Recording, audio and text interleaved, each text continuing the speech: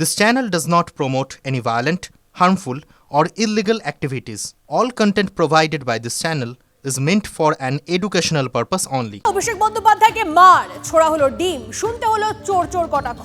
শীত ঘুম ভেঙে রাস্তায় বেরোতেই ২৬ দিন পর রাস্তায় বেরোতেই জনরোষের মুখে তৃণমূলের সর্বভারতীয় সাধারণ সম্পাদক। UEM Jaipur is a perfect target for prospective students aspiring for good jobs, good education with future-ready skills.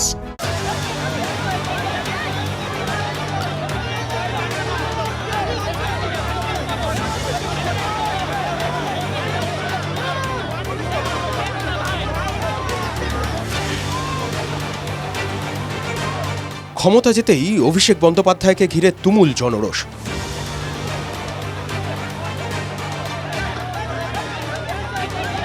তৃণমূলের স্বঘোষিত যুবরাজকে মার, কানের কাছে চোর চোর বলে চিৎকার।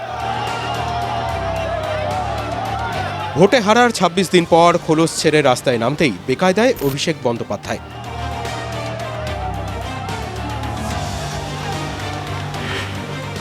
ক্ষমতায় থাকাকালীন যা স্বপ্নেও হয়তো ভাবেননি, সেই দিন দেখতে হলো অভিষেককে।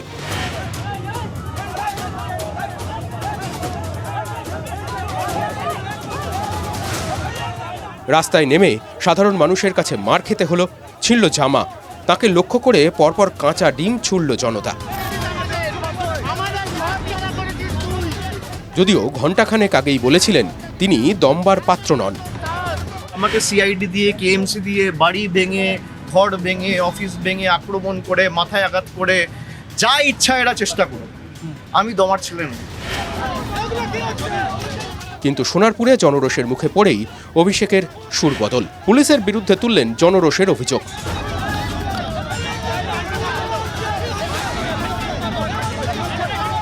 খেললেন ব্রাহ্মণ সন্তানের তাস। মাথাটা ফেটে চৌচির হয়ে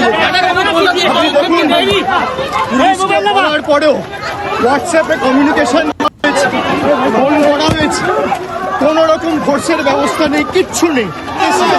অভিষেক বন্দ্যোপাধ্যায় ব্রাহ্মণ সন্তান।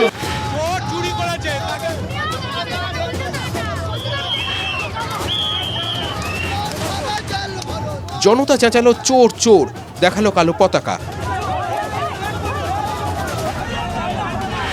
২০১৫ সালে চণ্ডীপুরে একটি জনসভায় বক্তব্য রাখার সময় তৃণমূল কংগ্রেস সাংসদ অভিষেক বন্দ্যোপাধ্যায়কে চড় মারেন এক ব্যক্তি। এরপর অভিষেক নিরাপত্তার বহরে ধরাছোঁয়ার বাইরেই চলে যান। নিরাপত্তা কমতেই জনতার রোষের মুখে যেমন পড়লেন, তেমনই কিছু অভিজ্ঞতা হয়তো নতুন করে হলো তৃণমূলের সর্বভারতীয় সাধারণ সম্পাদকের। অভিষেক বন্দ্যোপাধ্যায়ের গাড়ি সিগন্যালে থামাতে হলো। যার গাড়ি তৃণমূলের আমলে সর্বদা পেয়েছে গ্রিন করিডোর, এখন তার গাড়ি ধাওয়া করল সাধারণ মানুষ। চোর ঢুকে চোরকে তাড়াতে হবে। চোর চোর অভিষেক চোর, অভিষেক সবচেয়ে বড় চোর। পুরো পশ্চিমবাংলাটাকে চুরি করে খাচ্ছিল, মা মাসি পিসি সব মিলে বাংলাটাকে শেষ করেছে।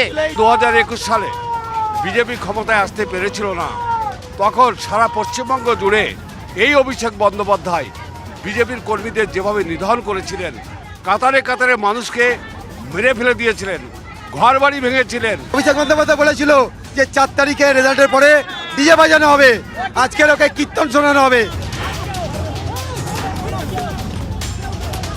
অভিষেক অবশ্য বলছেন এই সব কিছুর পিছনে রয়েছে বিজেপি। পুরো ঘটনাটা ভিডিওগ্রাফি হয়েছে। বিজেপি যদি ভাবে ধমকে চমকে আমরা ঘরে ঢুকে যাব, তারা মূর্খের স্বর্গে বাস করছে। ঘটনার সঙ্গে বিজেপির যোগ যদিও সম্পূর্ণ অস্বীকার করেছেন শ্রমিক ভট্টাচার্য। এ ধরনের ঘটনা যারা ঘটাচ্ছেন, এটা সুস্থ স্বাভাবিক গণতান্ত্রিক সমাজে কাম্য নয়। এর সঙ্গে আমার দল দূর দূর পর্যন্ত যুক্ত নয়। শুভেন্দু অধিকারীকে গাড়ির মধ্যে জীবন্ত পুড়িয়ে দেওয়ার চেষ্টা হয়েছিল উত্তরবঙ্গে।